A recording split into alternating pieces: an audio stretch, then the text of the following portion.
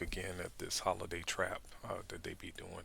I want to say thank you to, there's at least 3 or 4 of you that I know constantly like my material, and I am really appreciative of that. I got 10 followers, but only 3 or 4 of you actually step up and support.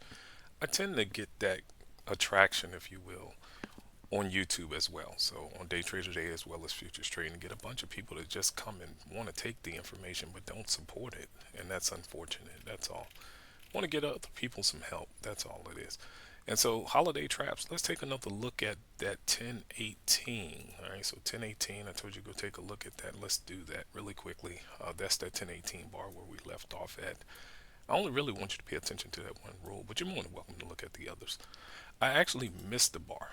So in that first video, I missed the bar. There was a bar here that didn't have a level on it. It's that one. All right, it's this one here because the level was on that bar. Okay. All right, so we had that one, and again, this is a real time. Well, there's 2 of them actually being plotted. This real time tools. All right, so this stuff comes on while the bar is actually moving. Um, let's see what they did because we were here, and I told you that normally they won't pass the bar that's before it. Most of the time they won't. They'll probably overshoot this one, close and turn around, right?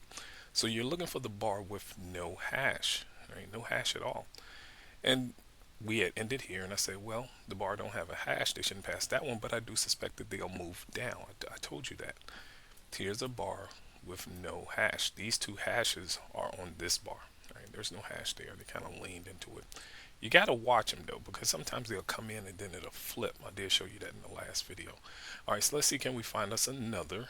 All right, so we had 2 here. There's 2 here. We had 1 here. The dots are important too. I did try to incorporate that to let you know those dots are important. All right, and again, don't pay any mind to all of these levels. The key is the level here with the price. Just try to make sure you keep an eye on that. The level with the price is important. They're likely not to close outside that level with the price. All right, so just pay attention to that. Now I say likely. It's not to say that they can't. Don't worry about the other levels.